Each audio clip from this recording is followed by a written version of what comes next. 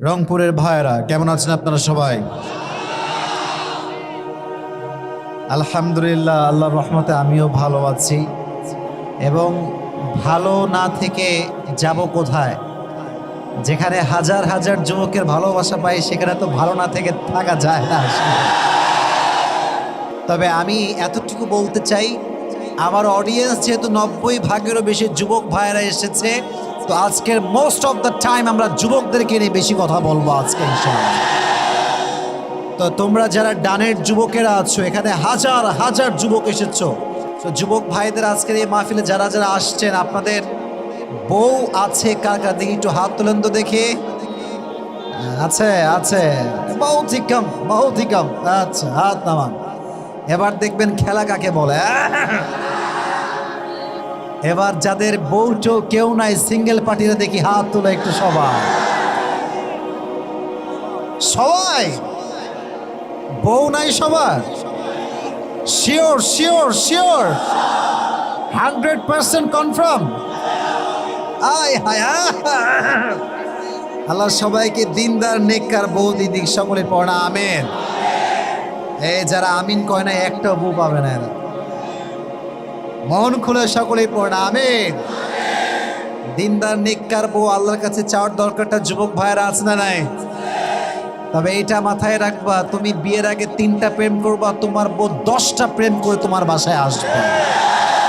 তুমি 4 ঘাটের পানি খাবা, তোমার বউ 14 ঘাটের পানি খেয়ে তোমাকে বিয়ে করবে। এজন্য নিজের চরিত্র ভালো তো সব ভালো, নিজে ভালো তো দেশ ভালো, নিজে ভালো তো সমাজ ভালো, ঠিক কিনা? আল খাবিথাতু লিল খাবিথিনা ওয়াল খাবিথুনা লিল খাবিথাত ওয়াত তাইয়িবাতু লিত তাইয়িবিনা ওয়াত তাইয়িবুনা লিত তাইয়িবাত। Allah has mentioned in this ayah, good character people, they will have good character people, and bad character people, they will have bad character people. যে ছেলে যেমন হবে তার বউ তেমন হবে। কথা ঠিক আছে কিনা যুবক ভাইরা? জোরে বলতে হবে।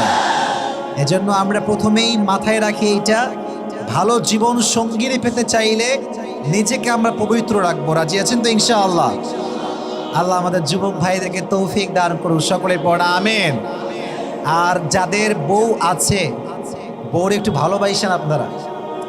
এর কারণ হচ্ছে আমার একটা পেজ আছে আবরারুল হক আসিফ নামে, ফেসবুকে, এটা আমার অরিজিনাল পেজ। হাজার হাজার বোনদের মেসেজ একটাই, যে স্বামী ভালোবাসে না, স্বামী খ্যাতের গোষ্ঠী খ্যাত। লেখে এমনিই লেখে যে আমার স্বামীর মতো খ্যাত হুজুর কেউ নাই, পুরো জীবনটা আমার জাহান্নাম হয়ে গেল। মাথায় রাখবেন, আপনি একজন মেয়েকে বিয়ে করে আসছেন মানে হচ্ছে আপনি একজন মেয়ে আনেন নাই, আপনি বাবার রাজকন্যাকে আপনার ঘরে নিয়ে আসছেন, ঠিক কিনা? অতএব যেই পুরুষ তার বউয়ের সঙ্গে রোমান্টিক হতে পারে নাই, সুন্দর ব্যবহার করতে পারে নাই, সে বীর পুরুষের সন্তান হতে পারে না।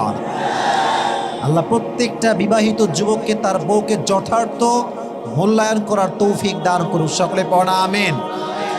শোনেন, একটা অভিজ্ঞতা বলি। জীবনে আল্লাহ তাআলা গোটা বাংলাদেশ ঘুরিয়েছেন, লক্ষ কোটি মানুষের ভালোবাসা পাওয়ার তৌফিক দিয়েছেন, সুযোগ দিয়েছেন, রহম করেছেন।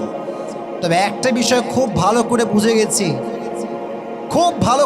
গেছি, দুনিয়ার টাকা পয়সা জনপ্রিয়তা is nothing, it's just nothing. যার জীবনে সুন্দর উত্তম জীবন সঙ্গিনী আছে, তার দুনিয়া হলেও কি না হলেও কি তার কোনো পরোয়া নাই, ঠিক কিনা? Life partner is the most important chapter in our life. মানুষের জীবনে জীবন সঙ্গিনীর মতো বড় গুরুত্বপূর্ণ অংশ আর কিচ্ছু হতে পারে না, ঠিক আছে যুবক ভাইয়েরা? আল্লাহ যেন আমাদের সবাইকে স্ত্রীকে মূল্যায়ন করার তৌফিক দান করে, পড়া আমিন। আমাদের আলোচনার সেন্ট্রাল থিম বা সাবজেক্ট ম্যাটার হচ্ছে সবর। জোরে বলতে হবে, নামটা কি? তোমরা কথা বলো না কেন? বলেন সবাই মিলে বলেন সবর। এবার বলেন ধৈর্য। জীবনে সফল হতে লাগবে কি? বলবেন হুজুর এটা তো খুবই কমন ওয়ার্ড, সবর তো খুবই একটা ফেমাস শব্দ, সবাই জানে সবর করতে হবে। বাট সবরের একটা লেভেল আছে। কেমনে সবর করবেন? সাহাবা একরাম কেমন করে সবর করেছেন, নবীজির স্ত্রীরা কেমন করে ধৈর্য ধারণ করেছেন, নবীরা কেমন করে সবর ধারণ করেছেন, কোরআন থেকে জানার দরকারটা যুবক ভাইরা আছে না নাই? ধৈর্য হচ্ছে এমন একটা যন্ত্র যা কখনো ব্যর্থ হয় না, এমন একটা তীর যা কখনো লক্ষ্য ভ্রষ্ট হয় না। ধৈর্য এবং সফলতাকে আল্লাহ তাআলা এক এমন বিজয়ী সৈনিক বানিয়েছেন যা কখনো পরাজিত হয় না। সুবহানাল্লাহ পড়লেন না? ধৈর্য এবং সফলতা হচ্ছে সহোদর ভাইয়ের মতো। যে ধৈর্যশীল হবে সে সফল হবে, আর যে হাল ছাড়বে সে অসফল হয়ে যাবে। ঠিক না যুবকেরা? ওয়াস্তাঈনু বিসসবরি ওয়াসসালাহ। আল্লাহ বলছেন তোমরা আমার কাছে সাহায্য চাও দুইটা জিনিসের মাধ্যমে, এক হচ্ছে ধৈর্য, দুই হচ্ছে নামাজ। বলেন যুবক ভাইরা, এক নম্বরে কি? বলেন জোরে, এক নম্বরে কি? দুই নম্বরে নামাজ। দুইটা জিনিস দিয়ে আমার কাছে সাহায্য চাও।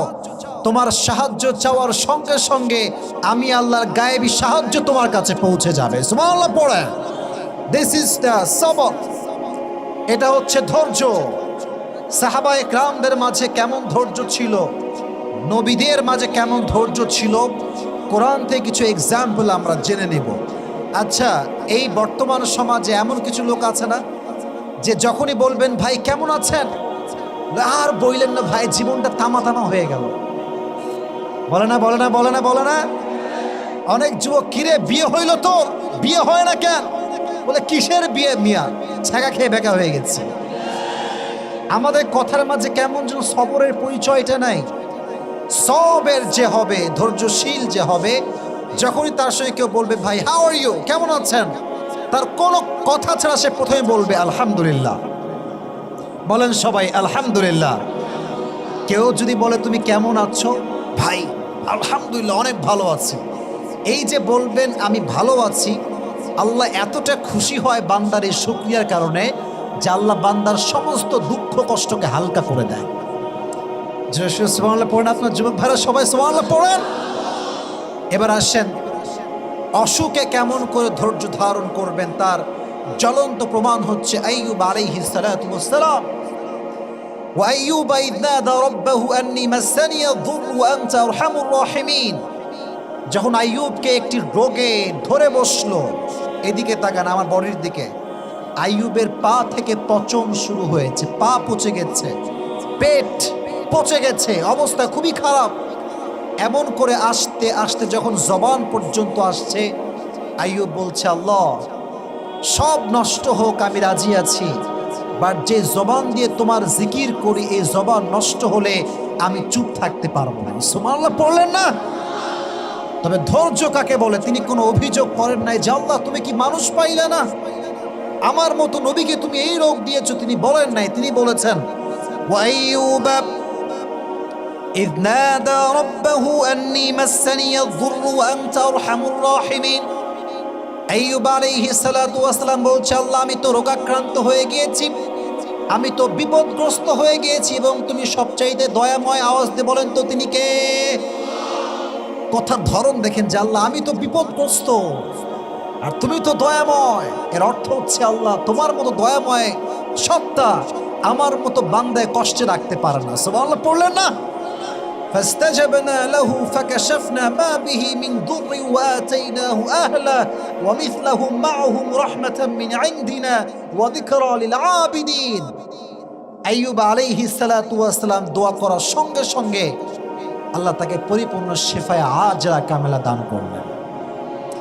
অতএব অসুখ আসলে ধৈর্যহীন হবেন না, দোয়া করবেন একজনের কাছে। আওয়াজ দিয়ে বলেন তো তিনি কে? এবার আসেন হাদিস শুরু করছি, কিন্তু আমার মনোযোগ আছে, আপনাদের থাকতে হবে। আমি আমার মানি ব্যাগটা একটু বের করছি, রংপুরে আসছি, আজকে পুরস্কার না দিয়ে গেলে আজকের মাহফিলটা আমাদের জমবে না। ঠিক এরা যুবকেরা বলো? টাকা পয়সা একটু আগে বিকাশ থেকে তুলছি, নগদ টাকা পকেটে রাখা আছে, ঠিক আছে? তা আমার ওয়াজটা শুরু হয়েছে, আলোচনার মূল বিষয়বস্তু ছিল কি? সবাইকে বলতে হবে, বলেন কি ছিল? আমি যেই যেই চ্যাপ্টারগুলো শেয়ার করব, যুবকেরা আমার আই কন্ট্যাক্ট খেয়াল করো। যদি কোনো যুবক এগুলোকে শেষে গিয়ে দাঁড়িয়ে বলতে পারে আমার প্রশ্ন অনুযায়ী, তার জন্য আমি আজকে পুরস্কার দিয়ে যাব, স্পেশাল পুরস্কার। রাজি আছেন তো ইনশাআল্লাহ? তাহলে আইয়ুব আলাইহিস সালাতু ওয়াস সালাম অসুখে ভুগেছেন, ধৈর্য হারিয়েছেন না ধৈর্যশীল ছিলেন? ধৈর্যশীল থাকার কারণে তার দোয়ার বদৌলতে তাকে তার অসুখ থেকে মুক্তি দান করেছে একজন। আওয়াজ দিয়ে বলেন তিনি কে? এবার যুবকেরা সবাই বলেন তো আমার প্রিয় নবীর প্রথম যিনি স্ত্রী ছিলেন, মাশাআল্লাহ, নাম ছিল কি? রাদিয়াল্লাহু তাআলা আনহা। উনি কি আনম্যারিড ছিলেন না ডিভোর্স ছিলেন? ডিভোর্সড ছিলেন। উনি কুমারী নারী ছিলেন না। তো ওনার যে স্বামীগুলো মারা গেছে, প্রায় 2 থেকে 3টা স্বামী মারা গেছে। আমার বোনেরা বুঝবে, যার স্বামী খারাপ তার পুরো জীবনটার নাম হচ্ছে একটা জাহান্নাম, আর যার বউ খারাপ তার জীবনটার আর একটা নাম হচ্ছে জাহান্নাম। যুবকেরা ঠিক আছে কিনা বলো? খাদিজা রাদিয়াল্লাহু তাআলা আনহা যখন তার স্বামীগুলোকে হারিয়ে ফেললেন, she started to think that I will never ever get married again. উনি ভাবতে লাগলেন যে تقرر خديجة أنها لن تتزوج مرة أخرى. উনি আর কখনো বিয়েই করবেন না। এটাই আমার শেষ, আমার স্বামী সব মারা গেছে, আমি কখনো বিয়ে করব না। তো দেখেন, এদিকে তাকান, হাদিসগুলো মনোযোগ দিয়ে শুনতে হবে। খালি ঠিক বেঠিক, ক্যামেরা নামাও, লাইট ঘটাও, এই করো সেই করো, এগুলোর নাম কিন্তু ওয়াজ না। আর মাথায় রাখবেন, একটা ওয়াজের সফলতা লোকের মাধ্যমে হয় না, যে লক্ষ লক্ষ যুবকের ঢল নেমেছিল না। This is not a success of lecture, this is not a success of ওয়াজ মাহফিল। মাহফিল তো সফল হবে তখন যখন আমার কথার দ্বারা আপনার জীবন পরিবর্তন হবে। Keep quiet and keep silent. Khadija রাদিয়াল্লাহু তাআলা আনহা একদিন ঘুমিয়ে আছেন, হঠাৎ করে স্বপ্নে দেখছেন চতুর্পাশ অন্ধকার, আমাবস্যার রাতের মতো অন্ধকার, বাট আকাশে একটা চাঁদ ঝলমল ঝলমল ঝলমল করছে। যখন তিনি তাকালেন আকাশের চাঁদের দিকে, দেখলেন যে আকাশের চাঁদটা কেমন যেন ভেঙে চুরে খাদিজার বুকের দিকে নেমে আসছে। আর যখন চাঁদটা জমিনে নেমে আসছে, এই আমাবস্যার রাত জ্যোৎস্নার মতো আলোকিত হয়ে গিয়েছে।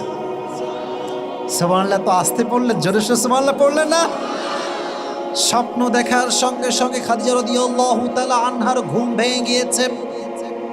ঘুম যখন ভেঙে গিয়েছে, তিনি সঙ্গে সঙ্গে উঠে ওয়ারাকা বিন নাফিলের কাছে গিয়েছেন। তার চাচা হয়, স্বপ্নের ব্যাখ্যাকারক ছিলেন তিনি। বলছে, চাচা জান, আমি স্বপ্নে দেখেছি কি জানেন? বলছে, কি স্বপ্ন? বলছে, রাত গভীর অন্ধকার, হঠাৎ করে চাঁদের একটা টুকরা আমার বুকের দিকে নেমে আসছে, এবং ওই চাঁদের আলোতে পুরো আশেপাশের সব কিছু আলোকিত হয়ে গিয়েছে। এটার ব্যাখ্যাটা কি? চাচা সব কিতাব খুললেন, তাওরাত ইনজিল খুললেন। উনি ব্যাখ্যা পড়ে বুঝতে পারলেন যে ব্যাখ্যাটা আসলে কি হবে। উনি বললেন, তোমার বুকে যেই চাঁদটা আসছিল, ওই চাঁদটা হচ্ছে শেষ নবী, প্যারা নবী, বিশ্ব নবী মুহাম্মদুর রাসূলুল্লাহ সাল্লাল্লাহু আলাইহি ওয়াসাল্লাম। উনি বললেন যে মানে এর অর্থটা কি? উনি বললেন যে, খাদিজা, তুমি যে বলেছিলা যে I will never ever get married again, আমি যে আর বিয়ে করব না, আল্লাহ তোমার জন্য এমন একটা পাত্র রেডি রেখেছে, তুমি বিয়ে না করে যাবা কোথায়? সুবহানাল্লাহ পড়েন আপনারা। উনি কিন্তু ধৈর্যের পরিচয় দিয়েছেন, ভেঙে পড়েন নাই। বাবার মৃত্যুর পরে কোটি টাকার বিজনেস, উনি একা একজন নারী সব বিজনেস সামলেছেন। আল্লাহু আকবার। তো বলছে, তাই নাকি? তাহলে কি সবরের ফল এত মিষ্টি হয়? ধৈর্যের ফল এত মিষ্টি হয়? অপেক্ষা শুরু করলেন যে কবে আমার সঙ্গে তার দেখা হবে। হঠাৎ একদিন নবীজির সঙ্গে দেখা হলো ব্যবসার খাতিরে। লম্বা হাদিস, আমি শর্টলি বলছি, প্রেসাইজলি বলছি। নবী যখন খাদিজার ঘরে প্রবেশ করলেন, খাদিজা বলেছেন, আমি ফিল করলাম যেন পূর্ণিমার চাঁদ আমার ঘরে প্রবেশ করেছে। আমার হৃদয়ে একটা প্রফুল্লতার ছোঁয়া বয়ে গেল। আল্লাহকে বললাম, আল্লাহ, তুমি যে তোমার ধৈর্যশীল বান্দিকে এত ভালোবাসো, আজকে আমি তিলে তিলে তিলে প্রমাণ পাচ্ছি। সুবহানাল্লাহ পড়েন। তো নবীজিকে দেখে তোমার প্রথমে পছন্দ হয়ে গেছে, বাট উনি কনফিউজড যে আসলেই কি এটা শেষ নবী? এটা কি আসলেই সেই নবী যার কথা আমার চাচা আমাকে বলেছিলেন? উনি তাওরাত ইনজিল খুললেন, থাক লাগবে না। তাওরাত ইনজিল খুলে নিয়াতে শুরু করলেন যে শেষ নবীর দেহের বৈশিষ্ট্য কেমন হবে। উনি পড়তে শুরু করলেন, শেষ নবীর দেহের বৈশিষ্ট্য হবে, বুকটা হবে উঁচা, পেটটা হবে নিচা, হাইটটা হবে he will be neither absolutely white nor deep brown. কালারটা হবে খুব বেশি সাদাও না, খুব বেশি কালোও না, এটা হবে একদম সুন্দর লাবণ্যময় চেহারা। সুবহানাল্লাহ পড়লেন না? আর হাইটটা কেমন হবে? কানা রবআতাম মিনাল কওম লাইসা বিতাবিল ওয়ালা বিলকাসির। The prophet was medium of height, neither tall nor short. নবীজি খুব লম্বাও না, খুব খাটোও না, মাঝারি গড়নের একজন মানুষ হবে। সুবহানাল্লাহ পড়লেন না? উনি মিলাতে শুরু করলেন যে how will be the haircut of last messenger Muhammad sallallahu alayhi wasallam. চুলের কাটিং হবে কেমন? উনি দেখতে পেলেন চুলের কাটিং হবে বাপড়ি কাটিং ঘাড় পর্যন্ত। তাকায় দেখলেন নবীজির চুল বিশাল লম্বা লম্বা চুল। সুবহানাল্লাহ নাই আপনাদের মুখে? ওয়া কানা ইউফাররিকু বাইনা শা'রি। শেষ নবীর চুলের মাঝখানে সিঁথি থাকবে এবং নবীজির চুলের মাঝখানে সিঁথি ছিল এবং উনি সবসময় একটা আতর ব্যবহার করতেন। যখনই সেজদা দিতেন আতরের ঘ্রাণে সেজদার জায়গাটা খুশবুতে আমোদ হয়ে যেত। সুবহানাল্লাহ পড়েন। উনি ভাবলেন যে না, এটা আর ভুল হতে পারে না, এটাই তো প্রিয় নবী মুহাম্মদুর রাসূলুল্লাহ সাল্লাল্লাহু আলাইহি ওয়াসাল্লাম। যুবকেরা শোনো, পছন্দ হলে কিন্তু বিয়ের প্রস্তাব দেওয়ার সাহস সবার হয় না। ঠিক আছে না যুবক ভাইরা? বলো বলো বলো বলো। পছন্দ হয়ে যদি প্রস্তাব দেওয়া যেত তাহলে আজকের 80% যুবকের বিয়ে হয়ে যেত। ঠিক না? Actually we scare of it. আমরা খুব ভয় পাই যে গেলে কি যে বলে। আর আজকালকার বাবারা তো ইয়ার সির্ফ पैसा ढूंढता है कि पैसा कहाँ है। ছেলে ফ্রিল্যান্সিং করে লাখ লাখ টাকা কামায়, নো হবে না। সরকারি টাকলা, अरे 100% आ जाओ यार, हम तो शादी देने के लिए तैयार है। কিন্তু ফ্রিল্যান্সিং করে যুবক, জব করে যুবক, বিজনেস করে যুবক দাম দিতে চায় না। খালি সরকারি থাকবে। আর সরকারি থাকলে মাথায় চুল আছে কিনা they don't care about it. এত আস্তে ঠিক বলে কিন্তু আমি ওয়াজ করতে পারি না। ওই হাদিসটা বলতে গিয়ে মনেই পড়লো, বলে ফেলবো সবাইকে। সেদিন নাটোরের একটা মাহফিল বলছিলাম যে কোনো একজন যুবক ওই যে বাবা মেয়েকে বিয়ে দিয়েছে সরকারি টাকলার সঙ্গে, বলছে আব্বা যান এটা আপনি কি করলেন? কার সঙ্গে মেয়েকে বিয়ে দিলেন? इसके सर पे तो बाल नहीं है, মাথায় তো চুল নাই। তো আব্বা বলছে পাগলা কি করছিলেন? सर पे बाल नहीं है तो क्या हुआ, जेब में माल तो है ना। মাথায় চুল না থাকলে কি হবে? পকেট টাকা থাকলে আমি রাজি আছি। কথা ঠিক না যুবকেরা বলে না? রংপুর এরকম আব্বা জান নাই, আর থাকলে আল্লাহ হেদায়াত দান করে পড়াবে। তো খাদিজা কেমনে প্রস্তাব দিবে? ধৈর্যের পরিচয় তো দিয়েছে, লম্বা সময় বিবাহ করে নাই, সবর করেছে আল্লাহ কবে দিবে আমাকে life partner, the best life partner কবে আসবে। তো কেমনে বিয়ের প্রস্তাব দেওয়া যায় এটা টেকনিক শিখে নাও। কাউরে ভাল লাগলে নিজে যাওয়ার আগে অন্য কাউকে পাঠাবা। যদি পরিস্থিতি ভালো মনে হয় তারপরে তুমি যাবা, না কিন্তু মায়ের কপালে আছে তোমার। তো খাদিজা রাদিয়াল্লাহু তাআলা আনহা নিজে প্রস্তাব দেন নাই, তার একজন বাদী ছিলেন, তার নাম ছিল নাফিসা। এই মুখস্থ হাদিস বলতে হবে কিন্তু। নাম ছিল কি? নাফিসাকে বলছে, নাফিসা শোনো, এই ব্যক্তিকে আমার বড্ড পছন্দ, আমি তাকে স্বামী হিসেবে গ্রহণ করতে চাই, বাট প্রস্তাব দেওয়ার সাহস নাই। Please help me, I need your help, একটু সাহায্য করো আমাকে। বলছে তাই নাকি? আমি তো আপনার বান্দি, কোনো সমস্যা না, আমি যা বলবেন তাই রাজি আছি। চলে গিয়েছে। ট্রিক দেখেন, কথাগুলোর ধাঁচ বুঝবেন, খালি ঠিক বেঠিক বললেই হবে না। নবীজি বসে আছেন, নবীজির বয়স হচ্ছে 25 years old, 25 বছর। কত বছর? দাঁড়ায় থাকা ভাইরা কথা কয় না, বলেন না কত বছর? 25 বছর। নাফিসা আসছে, নাফিসা কিন্তু বয়স্ক মানুষ। এসে বলছে আসসালামু আলাইকুম। নবীজি বলছে ওয়ালাইকুম আসসালাম, কাইফা হাল, কি খবর? আলহামদুলিল্লাহ ভালো আছি। কি খবর, আসছেন কেন? বলছে আচ্ছা একটা প্রশ্ন করতে চাই, যদি মাইন্ড না করেন। নবীজি বলছে বলেন। আমি মাইন্ড করবো না, বলেন। আচ্ছা আপনার বয়স কত? আচ্ছা বয়স তো ভালোই হয়েছে, 24 না 25 হয়ে গেছে। আচ্ছা 25 বছর বয়স, বিয়ে করেন না কেন? বলছে কি বিয়ে করবো, টাকা পয়সার বড্ড অভাব। টাকা পয়সা কি বিয়ে করা যায়? আমার কোনো জব নাই, চাকরি নাই, তাই বিয়ে করতে পারছি না। But actually I am looking for religious girl. আমি দেখছি কোথায় ভালো মেয়ে পাওয়া যায়। তো নাফিসা বলছে তার মানে আপনার কাছে ল্যাকিং অফ মানি, রাইট? বলছে হ্যাঁ, lacking of money, lacking of job, business, আমি খুবই অভাবী একজন যুবক। আচ্ছা, একটা একটা একটা কথা বলে রাগ করবেন না তো? বলছে বলুন কি সমস্যা বলুন। বলছে আমার কাছে এমন একজন মেয়ে আছে যাকে বিয়ে করলে আপনার না লাগবে ঘর, না লাগবে মোহর, না লাগবে টাকা, না লাগবে খাওয়াইতে।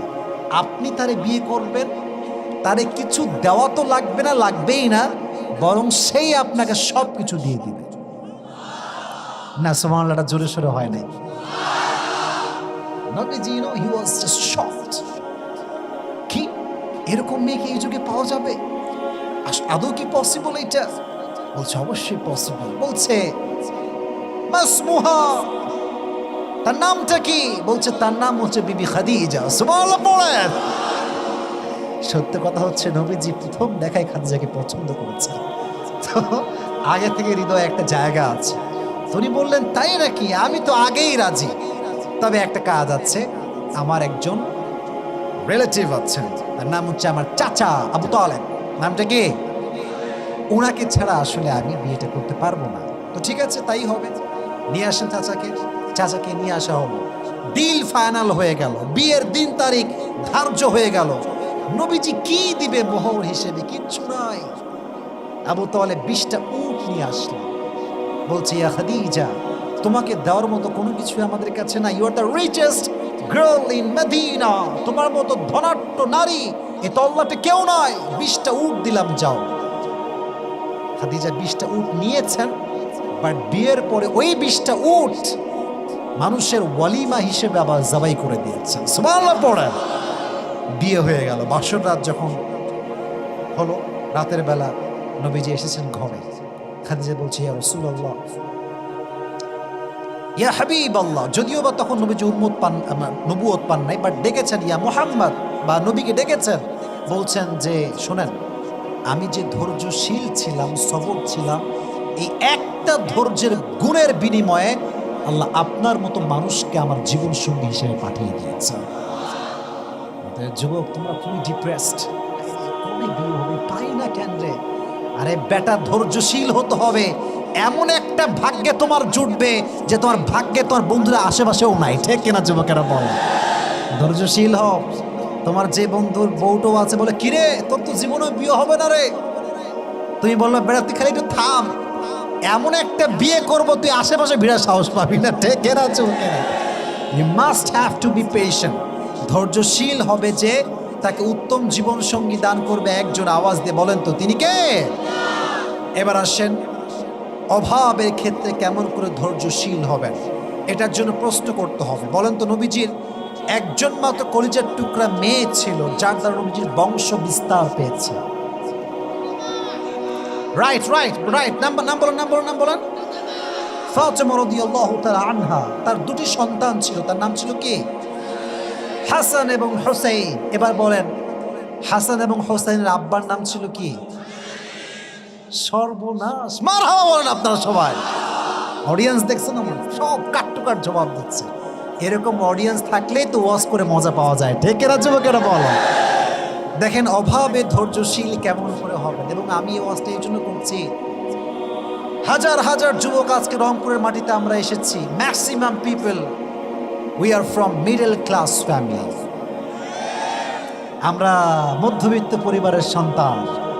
তবে এটাতে আমাদের কোনো আফসোস নেই, আক্ষেপ নেই। নবীজির হাদিস আছে, গরিবরা বড়লোকের চাইতে 500 বছর আগে জান্নাতে প্রবেশ করবে।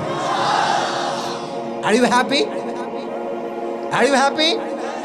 আজ থেকে এটা প্রাউড ফিল করে বলবেন যে আরে বেটা, আমি গরিব হতে পারি, আমি মধ্যবিত্ত পরিবারের সন্তান হতে পারি, বাট আমি আল্লাহর কাছে একজন প্রিয় বান্দা। সুবহানাল্লাহ পড়ে।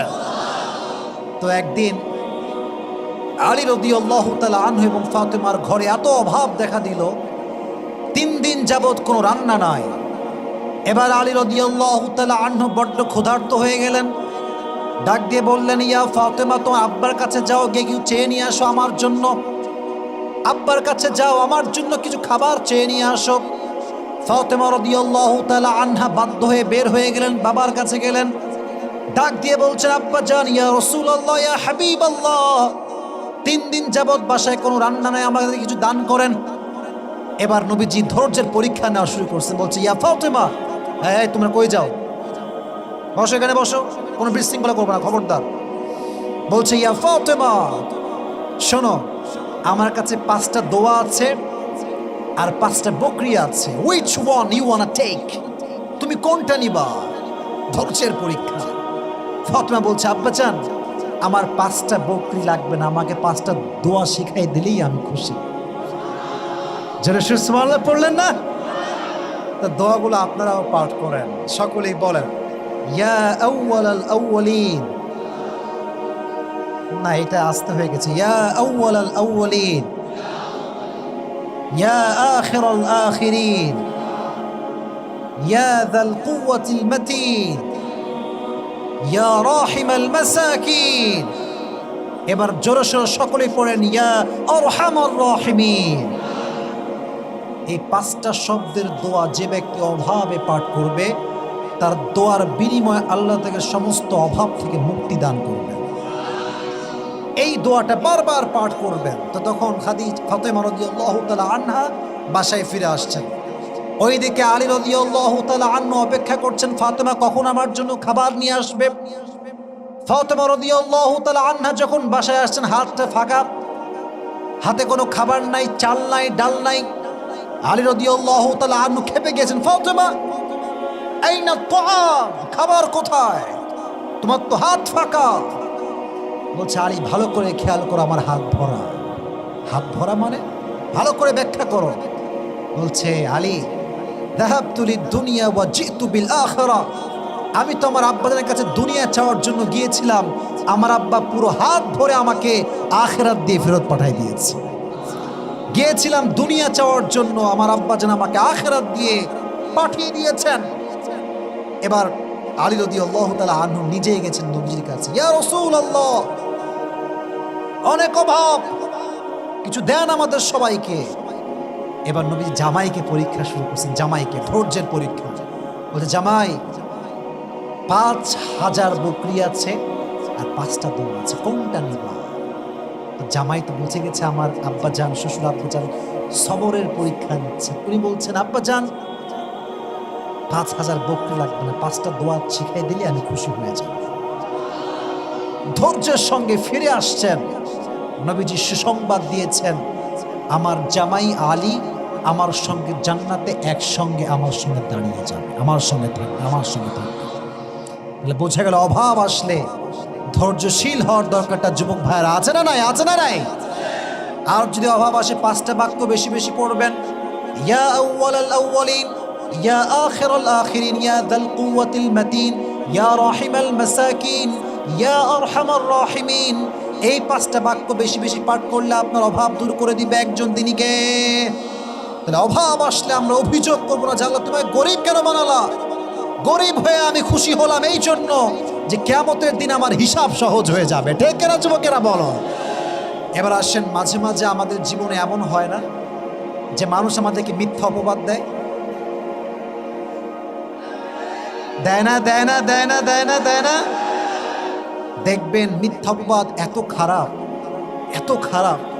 একজন যুবকের চরিত্র, একজন নারীর চরিত্র নিয়ে মানুষ যখন কথা বলে, তার পুরো ক্যারিয়ারটাও ধ্বংস হয়ে যায়। আমি মনে করেন কারোর সাথে আমার কোনো বাজে সম্পর্ক নাই। একজন বলল যে হুজুরের এই মেয়ের সঙ্গে বাজে সম্পর্ক, কথা কথা। এখানে যুবক আছে, তার কোনো বউ নাই, গার্লফ্রেন্ড নাই, কিচ্ছু নাই। কেউ ফেসবুকে পোস্ট করলো যে এই যুবকের সঙ্গে আমাদের এলাকার 4 জনের অবৈধ সম্পর্ক আছে। এটার নাম হচ্ছে ব্লেম, অপবাদ। অপবাদ আসলে কেমন করে ধৈর্যশীল হবেন একটা হাদিস শোনাই। তবে এটার আগে আর কি প্রশ্ন, নবীজির একজন মাত্র wife, she was not married, she was virgin, তিনি একজন কুমারী ছিলেন। তোমরা বলো নামটা কি ছিল যুবক ভাইরা? বলো বলো। আয়েশা রাদিয়াল্লাহু তাআলা আনহা। আচ্ছা, এবার প্রশ্ন, নবী যখন আয়েশাকে বিয়ে করেছিলেন, আয়েশার বয়স ছিল কত? আপনারা বলেন না, কয় বছর? কয় বছর? মাথায় রাখবেন, যখন বিয়ে হয় তখন বয়স ছিল 6, আর যখন শ্বশুর বাড়িতে তুলে নিয়ে আসে তখন বয়স ছিল 9। সুবহানাল্লাহ পড়লেন না আপনারা? অনেক নাস্তিক বলে যে আমার নবী নাকি নারী লোভী ছিল, এই জন্য নাকি নবীজি নারীকে 6 বছর বয়সে বিয়ে করেছে। নাউজুবিল্লাহ বললেন না? আরে যে আমার নবীকে গালি দেয় পিতৃ পরিচয়হীন জারদ সন্তানেরা, জন্মের ঠিক নয়। আর আমি আসিফের স্পষ্ট বক্তব্য রংপুরের মাটিতে আমি দিয়ে যাচ্ছি, খুব ভালো করে শুনবেন। আমাকে গালি দাও আমি সহ্য করব, বাপকে দাও সহ্য করব, পরিবারকে দাও সহ্য করব, মাকে দাও সহ্য করে ফেলবো কোনো মতে। বাট আমার নবীকে নিয়ে একটা টু শব্দ বলবা, আমার দেহে 1 ফোঁটা রক্ত যতক্ষণ পর্যন্ত আছে এটা আমি চুল পরিমাণ বরদাস্ত করতে পারবো না। এটার নাম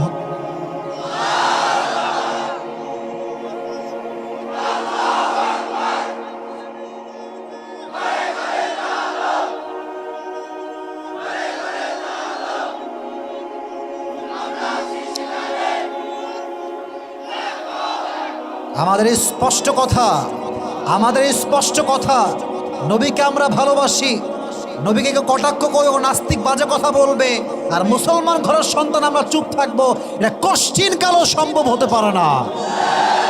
প্রয়োজনে আমরা জীবন দেব, রক্ত দেব, নবীর ইজ্জতকে আমরা রক্ষা করে ছাড়বো, ঠিক কিনা? তো আমরা যেন আয়েশা রাদিয়াল্লাহু তাআলা আনহাকে বিয়ের পর নবীজি একদিন সফরে গেলেন ঘোরার জন্য। মাঝে মাঝে বউ কিনে আমরা কক্সবাজারে ঘুরতে যাই না?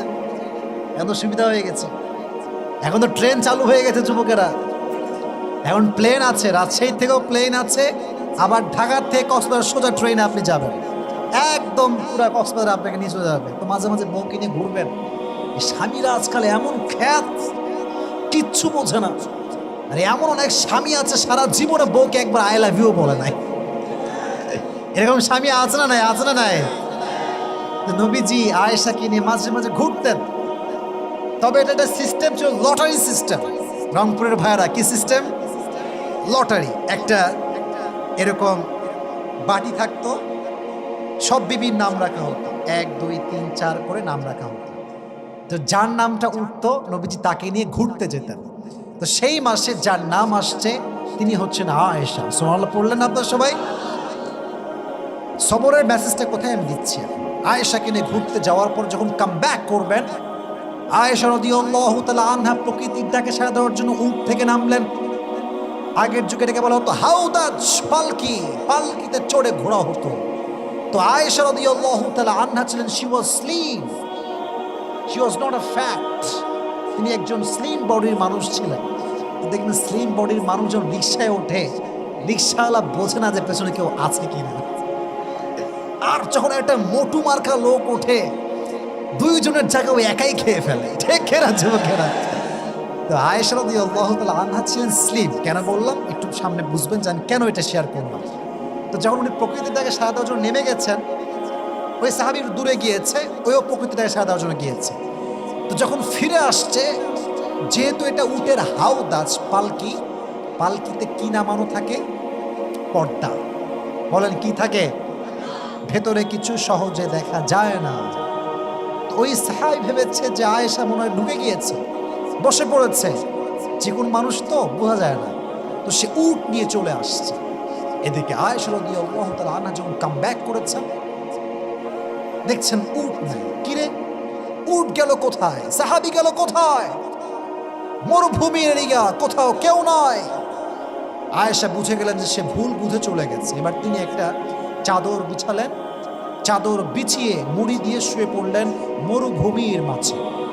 ওই সফরে একজন সাহাবী, তার নাম হচ্ছে আব্দুল্লাহ ইবনে মুআত্তাল রাদিয়াল্লাহু তাআলা আনহু, তাকে নবীজি দায়িত্ব দিয়েছেন লস্ট অ্যান্ড ফাউন্ডের। যখন আমরা পিকনিকে যাই দেখবেন মাইক নেই, এই ছাত্ররা উঠে পড়ো বাসে, কে কোথায় আছো উঠে পড়ো, দায়িত্ব থাকে যে কেউ মিসিং না হয়ে যায়। তো আব্দুল্লাহ ইবনে মুআত্তাল যখন বুঝতে পারলো আয়েশা নেই, তখন তিনি চলে গেলেন খোঁজার জন্য। দেখলেন যে উনি এভাবে কাপড় বিছিয়ে মুড়ি দিয়ে শুয়ে আছেন, খুব স্লিম একজন মানুষ। উনি গিয়ে, যেহেতু পর্দার আয়াত নাজিল হয়েছিল, উনি একটা কাশি দিলেন। আয়েশা রাদিয়াল্লাহু তাআলা আনহা বুঝতে পারলেন যে আমাকে রিসিভ করার জন্য লোক এসেছে। আয়েশা রাদিয়াল্লাহু তাআলা উঠে খুব সুন্দর করে মুড়ি দিয়ে পর্দা করে রেডি হলেন, উটের হাউদাজে উঠলেন। কিন্তু এদিকে সব সাহাবা একরাম ফিরে গেছে বাসাতে, কেউ নয়। সব সাহাবা একরাম যার যার গন্তব্যে পৌঁছে গিয়েছে। যখন আয়েশা একাই তার সঙ্গে ফিরে আসছে সে দূরের সফর থেকে, তখন মুনাফিকের সর্দার আব্দুল্লাহ ইবনে সালুল সুযোগ খুঁজে পেয়েছে অপবাদ দেওয়ার জন্য। যখন সে সকালবেলা ফিরে আসছে সারা রাত সফর করে, আব্দুল্লাহ ইবনে সালুল গোটা মদিনার ভিতরে প্রোপাগান্ডা ছড়িয়ে দিয়েছে যে মুহাম্মদের বিবি আয়েশার সঙ্গে আব্দুল্লাহ ইবনে মুআত্তলের জেনার সম্পর্ক আছে। নাউজুবিল্লাহ, তো আসতে হয়ে গেল আপনাদের সবার। একজন নারীর জন্য এর চাইতে বড় ব্লেম অপবাদ আর কিচ্ছু হতে পারে না, ঠিক কিনা? সোজা চরিত্রে আঘাত। তবে আয়েশা জানতেন না যে আমার বিরুদ্ধে এত অপবাদ ছড়ানো হয়েছে। উনি খেয়াল করলেন যে নবীজি আগের মতো আর ভালোবাসেন না। আগে যেমন ভালোবাসতো, আই লাভ ইউ বলতো, ঘুরতে যেত, এখন আর ভালোবাসে না। কিন্তু জানেন না যে কি কারণ আসলে এর পেছনে আছে। এবার আয়েশা রাদিয়াল্লাহু তাআলা আনহা যখন বাবার বাসায় গেলেন, বাবার বাসায় যাওয়ার পরে একজন মহিলা এসে বলছে, আয়েশা তুমি কি জানো তোমার বিষয়ে কি লটানো হচ্ছে? কি বলেন তো দেখি। বলছে তোমার বিষয় লটানো হয়েছে, তুমি নাকি ওই সাহাবীর সঙ্গে জেনা করে ফিরে আসছো। নাউজুবিল্লাহ বললেন না? এটা শুনে আয়েশা মাথায় আকাশ ভেঙে পড়ছে। আরে আমার বিরুদ্ধে এত বড় অপবাদ আমি কেমনে সহ্য করব? আব্বা জান, আপনি একটু বোঝান না, আমি তো এই কাজটা করি নাই। আবু বকর বলছে আমার কিচ্ছু করার নেই আম্মা জান, তুমি একটু দোয়া করো আল্লাহর কাছে। এবার নবীজি আসছে। দেখেন ভাই, সত্য কথা হচ্ছে এই, বিপদ আসলে বোঝা যায় কে ভালোবাসে আর কে ভালোবাসে। আমি সব সময় বলি খারাপ সময়কে আমি অলওয়েজ থ্যাঙ্কস দেই, কারণ খারাপ সময় না আসলে আমি আমার আশেপাশের বেঈমানগুলোকে চিনতে পারতাম না। मैं हमेशा अपने बुरे वक्त का शुक्रिया अदा करता हूँ, इसलिए कि उसने मुझे पैगाम दे दिया कि कौन मेरा अपना है और कौन मेरा पराया है। ठीक है ना? বিপদ আসলে বোঝা যায় যে কে ভালোবাসে কে ভালোবাসে না। যখন তোমার টাকা পয়সা আছে সবাই বলবে I love you, I really love you from my heart. আর যখন তুমি শূন্য হতচ্ছাড়া হয়ে যাবা, ওই ভালোবাসার মানুষগুলো তুমি হারিকেন দেওয়ার খুঁজে পাবা না। ঠিক কিনা বল? তো নবীজি এসে বলছে, আয়েশা শোনো, তুমি কি সত্যি এই কাজ করেছো? যদি করে থাকো তুমি তওবা করে নিও। এই কথা শুনে আয়েশা এত কষ্ট পাইছে। এদিকে তাকা, আয়েশা দাঁড়িয়েছিলেন, নবীর এই কথা শুনে এমনি বসে গেছে। নবী হে, ইউ ডোন্ট বিলিভ মি? আপনি আমাকে বিশ্বাস করেন না? আমি তো এই কাজ করি না, আমি তো আশেপাশেও নাই। নবীজি বলছে আচ্ছা আচ্ছা কোনো সমস্যা, তুমি তওবা করে নিও, তওবা করে নিও। তো আয়েশা বলছে নবী অপেক্ষা করেন, যার কেউ নাই তার আছে কে? যার কেউ নাই তার আছে কে? অপেক্ষা করেন, আমি ধৈর্যশীল হলাম। আয়েশা অপবাদ পেয়ে ধৈর্যশীল হলেন। আয়েশার চরিত্রকে নিষ্কুলুষ প্রমাণ করবার জন্য, আয়েশা যে চরিত্রবান নারী, চরিত্রহীন নারী নয়, পবিত্র নারী, এটার ঘোষণা করবার জন্য আল্লাহ কোরআনে আয়াত নাযিল করে দিলেন। ধৈর্যশীল হও, তুমি ধৈর্য ধারণ করো। যে তোমাকে ব্লেম দিচ্ছে, অপবাদ দিচ্ছে, আল্লাহ তাকে এমন শিক্ষা দিবে আগে বলছে তোমার পা ধরে ক্ষমা চাইতে বাধ্য হয়ে যাবে। ঠিক কিনা? Wait for the right time. কে অপবাদ দিলে you don't need to explain yourself who you are and where you came from, just wait for the right time. সময় মানুষকে বলবে যে তার পরিচয় আসলে কি। ঠিক কিনা যুবকেরা বলো? অপবাদ আসলে আমরা ধৈর্যশীল হব আয়েশা রাদিয়াল্লাহু তাআলা আনহার মতো। এখন কথা হচ্ছে ভাই, সবরের হাদিসের কোনো শেষ নাই, অনেক হাদিস আছে। আমাকে বলা হচ্ছে 12:30টার মধ্যে শেষ করতে হবে। আচ্ছা, আমি যদি আরো 5টা মিনিট ওয়াচ করি আপনারা কি বিরক্ত হয়ে যাবেন নাকি? তবে এতটুকু শুকরিয়া জানাই যে আপনাদের মতো অডিয়েন্স পাওয়া হচ্ছে একজন সৌভাগ্যবান ব্যক্তির বিষয়। এরকম অডিয়েন্স পাওয়া খুবই মুশকিল। আর আপনাদের যে সাউন্ড, এটা বারবার প্রমাণ করে রংপুরের সন্তানরা সব বীর পুরুষের সন্তান আমার সামনে বসে আছে। রংপুর মানে হচ্ছে একটা ইতিহাস। আমি এর আগে একবার রংপুরে আসছিলাম, বুড়ির হাট না কোথায়, আমি দেখেছি যুবকদের যে ভালোবাসা এ টাকা দিয়ে কিনে পাওয়া যায় না। ঠিক কিনা বলো যুবকেরা? তো এই ভালোবাসা আপনারা আজকে আবারও প্রমাণ দিয়েছেন। তবে প্রমাণ হবে তখন, আমি একটা শেষ হাদিস বলবো, এটা বলে আমি আবার রিপিট করব, যে বলতে পারবে তাকে পুরস্কার দিয়ে দোয়া করে আমরা বাসায় যাব। রাজি আছেন তো ইনশাআল্লাহ? ওই একজন কয়ে যাও, ওই যে একজন মাত্র রুমাল বলা, have a seat, sit down, বসে পড়ো। यार कहाँ जा रहा है यार ये, बैठ जाओ, হয়ে যায়, বসো। হ্যাঁ এই তো বসছে। আচ্ছা মাশাআল্লাহ। শোনান, দুই একজন লোকের ওয়াশরুমের চাপ লাগতেই পারে, it's not a big deal, but একটা মাথায় রাখতে হবে, আজকের বেশিরভাগ শ্রোতা আমাকে দেখার জন্য আসে নাই, কোরআনের তাফসীর শুনবার জন্য তারা এসেছে। যারা শুধুমাত্র বক্তার চেহারা দেখার জন্য আসে তারা 12:30 পর্যন্ত থাকে না। তো আজকের এই জনগণ, কোরআন প্রেমিক জনগণ আমার সামনে বসে আছে, ঠিক কিনা যুবকেরা? তাহলে অপবাদ দিলে কি আমরা ভেঙে পড়বো না ধৈর্যশীল হব? তোমাকে তোমার বন্ধু বলবে, কিরে কয়টা গার্লফ্রেন্ড তোর? বলবি ভাই না, এগুলো আছে, তোর আছে আমি জানি, তোমার ব্যাখ্যা তোর কোনো প্রয়োজনে, তোর যা মন চায় তুই ভাব, আমার আল্লাহ জানে যে আমি কেমন, ঠিক কিনা যুবকেরা? এবার আসেন আরেকটা হাদিস, এবং এটা হচ্ছে আমার শেষ হাদিস। এটা শুনিয়ে আমি আমার আজকের ওয়াজের ইতি টানবো। তবে আমি চাচ্ছি শেষ হাদিসটা এতক্ষণ যেমন মনোযোগ ছিল, শেষ হাদিসে মনোযোগ থাকবে তো ইনশাআল্লাহ? এবার আসেন একটা শেষ হাদিস বলছি। বলেন তো, কোরআনে একজন নবীর নাম আছে যেই নবীকে মাছ তার পেটে নিয়েছিল। কোরআনে এই নাম আছে না নাই? মাশাআল্লাহ। ইউনুস আলাইহিস সালাম যখন মাছের পেটের ভেতরে, ওখানে কোনো মন্ত্রী টেলিফোন চলবে? হ্যাঁ এটা আমার লোক রে, ছেড়ে দে, চলবে এটা কি? সমুদ্রের নিচে কোনো কানেকশন আছে কি? গ্রামীণ ফোনের, বাংলালিংকের কানেকশন আছে, রবির কানেকশন আছে নাকি? মানে কানেকশন আছে এক সপ্তাহ। এদিকে আল্লাহ কানেকশন আছে। উনি বললেন, আল্লাহ আমি তো শেষ, I am in danger, and you are the most merciful, the most gracious, the most kindful. আমি পড়ছি বিপদে, তুমি তো দয়াময়, দেখো না।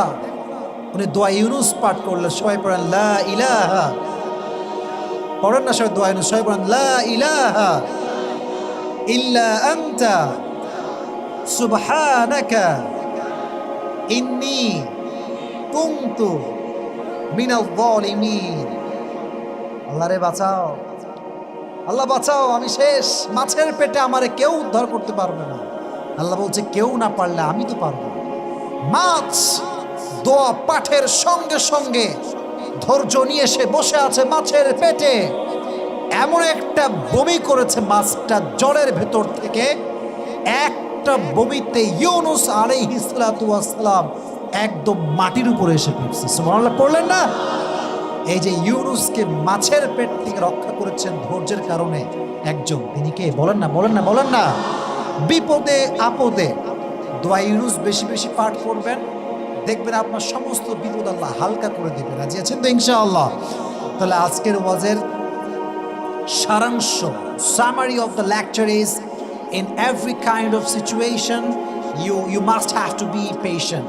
There is no alternative way of sabr. If you want to get the ultimate success in your life, then there is no alternative way of sabr. যে ধৈর্যশীল হয়েছে তার সফলতা আল্লাহর পক্ষ থেকে চূড়ান্ত হয়ে গিয়েছে, ঠিক কিনা? তো জীবনের প্রতিটা ধাপে ধাপে ধৈর্যশীল হওয়ার দরকার। তার যুবকরা আব্বাজানরা আছে না নাই? তাহলে এবার আসেন, আমি আমার ওয়াজ পুরোটা রিপিট করছি, what ever I have said before. তাকবীর দেন সবাই, লিল্লাহি তাকবীর। হাত কোথায়? লিল্লাহি তাকবীর। আল কোরআনের আলো, আল হাদিসের আলো, মাশাআল্লাহ। এবার আমাকে শুধু জবাব দিবেন আমি যা প্রশ্ন করি, তারপরে একজন যুবককে আমি দাঁড় করাবো যে আমাকে পুরস্কার নেওয়ার জন্য সহযোগিতা করবে, তাকে পুরস্কার দেওয়ার জন্য। রাজি আছেন তো ইনশাআল্লাহ? আজকে আমাদের আলোচনার সেন্ট্রাল থিম বা সাবজেক্ট ম্যাটার ছিল সবর। বলেন, নাম ছিল কি? This is Arabic word. Bangla হচ্ছে ধৈর্য, ইংলিশ হচ্ছে পেশেন্স। ধৈর্যশীল হতে হবে, মাথা রাখবেন। পেশেন্ট মানে ধৈর্যশীল, আবার পেশেন্ট মানে কিন্তু রোগীও হয়। বলা ঠিক আছে না?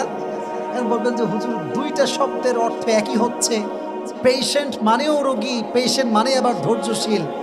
এখানে বুঝতে হবে রোগী মানেই হচ্ছে ধৈর্য ছাড়া আর কোনো গতি নাই। ঠিক আছে না যুবক ভাইরা, বলো বলো। আপনার সবাই শায়েখ আহমদুল্লাহ হুজুরের নাম শুনছেন না?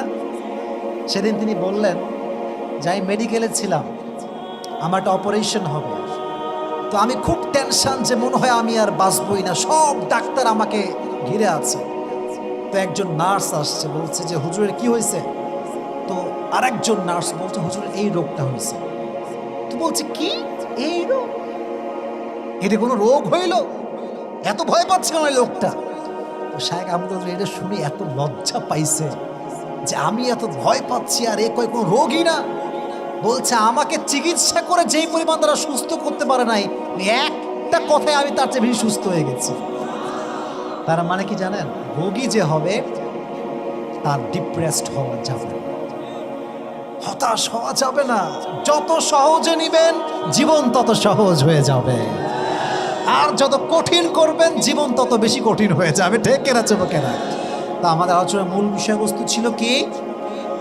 বলেন না কেন? ছিল কি? সবর।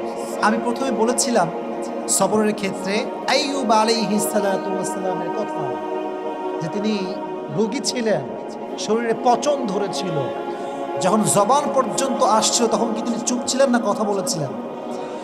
কথা বলেছিলেন। কি বলেছিলেন? যে আল্লাহ আমি তো অসহায়, তুমি তো দয়াময়, আর দয়াময় রব কখনো বান্দাকে বিপদে ফেলতে পারে না। সুবহানাল্লাহ পড়লেন না? ওনার এই ধৈর্যের বিনিময়ে, দোয়ার বিনিময়ে তার রোগ থেকে মুক্তি দান করেছে একজন। আওয়াজ দিয়ে বলেন তো তিনি কে? সেকেন্ড বিষয় বলেছিলাম জীবন সঙ্গী পাওয়ার ক্ষেত্রে you must have to be patient. বলেছিলাম নবীজির জীবনের ফার্স্ট ওয়াইফ যিনি ছিলেন,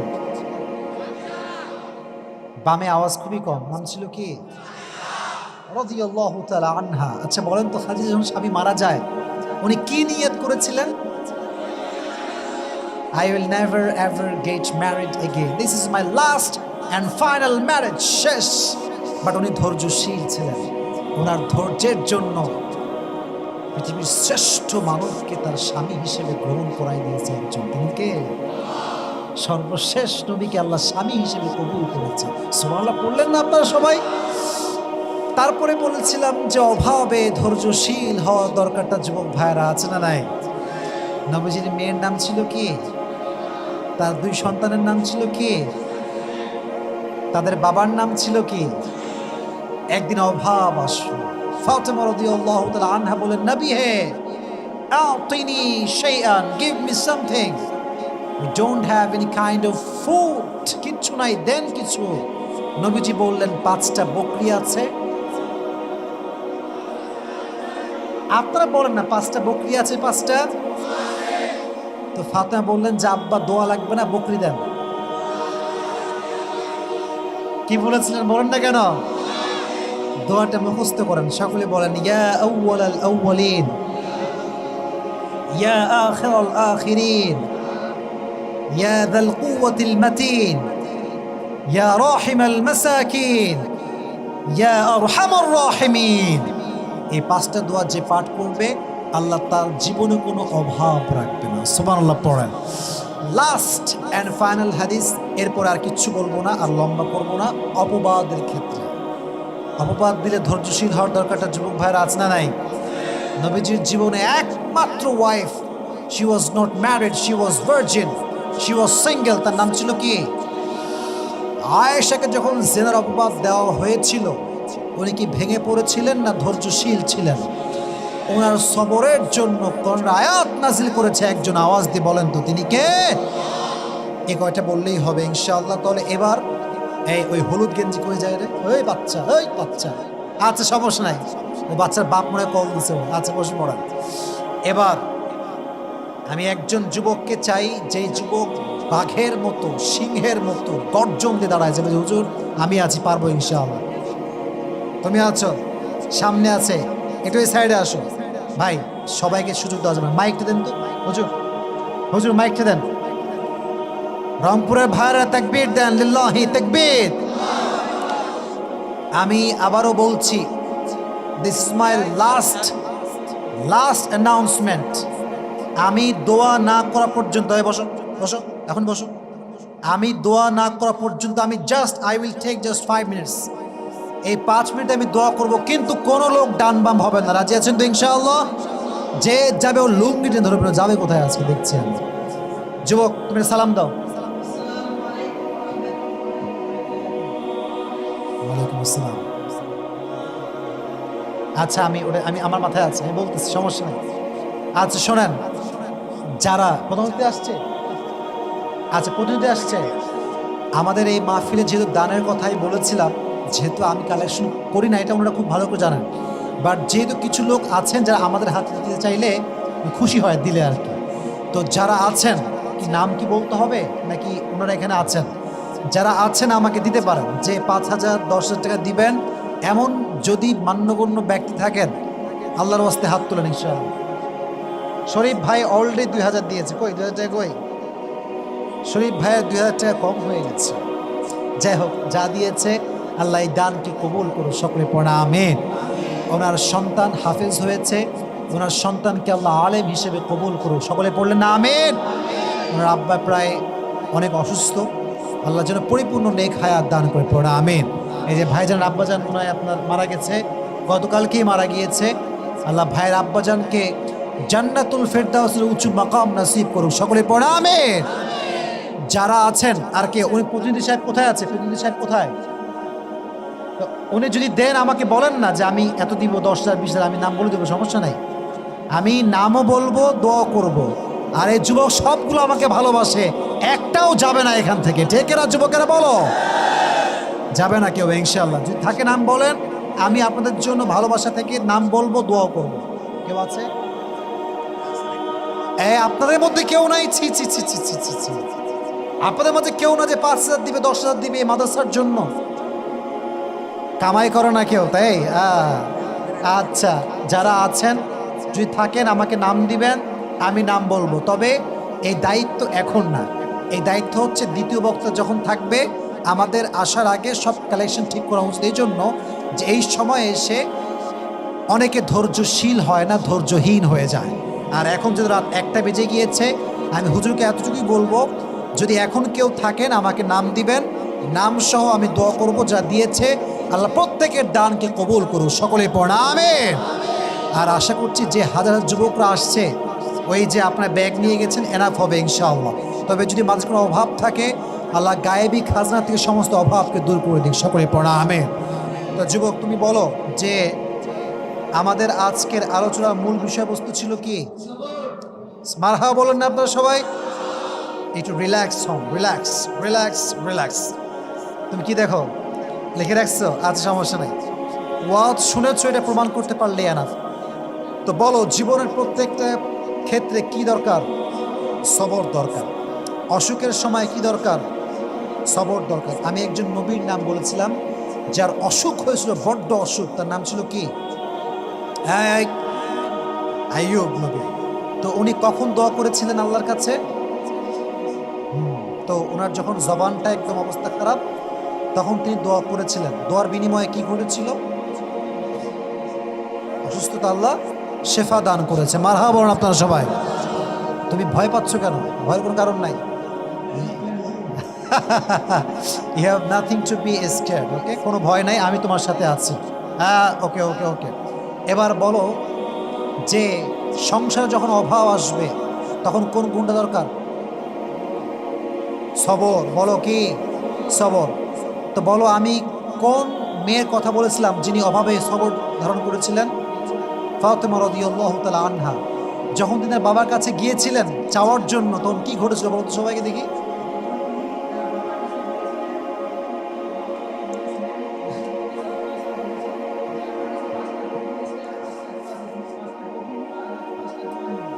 উনি কি বলেছিলেন? মারহাবা বলেন আপনারা সবাই। ফাতেমা রাদিয়াল্লাহু তাআলা আনহা। মেয়েদের ক্ষেত্রে আনহা, আর যুবকদের ক্ষেত্রে, ছেলেদের ক্ষেত্রে, পুরুষদের ক্ষেত্রে হচ্ছে আনহু, ঠিক আছে? মুজাক্কার মুয়ান্নাস পার্থক্য, তোমার সমস্যা, তোমার কোনো ব্যাপার না। এবার বলো, একজন নারীকে আল্লাহ তাআলা শেষ নবীর প্রথম স্ত্রী হিসেবে কবুল করেছে, সে নারীর নাম ছিল কি? আনহা। আচ্ছা, ওনার জীবনের নিয়ত ছিল কি বলো তো দেখি? প্রথমের দিকে মারহাবা বলেন আপনারা। ও পারবে, ও পারবে, পারবে ইনশাআল্লাহ। তো পরে কি হয়েছিল? পরে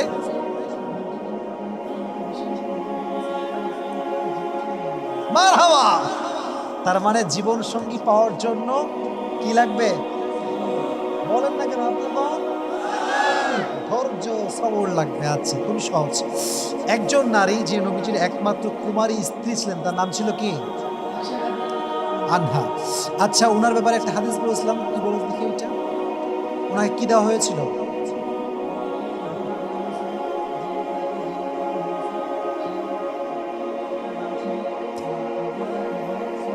শয়তানের নাম ছিল আপনার ছিল, তাই না? খুব মজার ছেলে। আচ্ছা, পরে উনি কি করেছিলেন?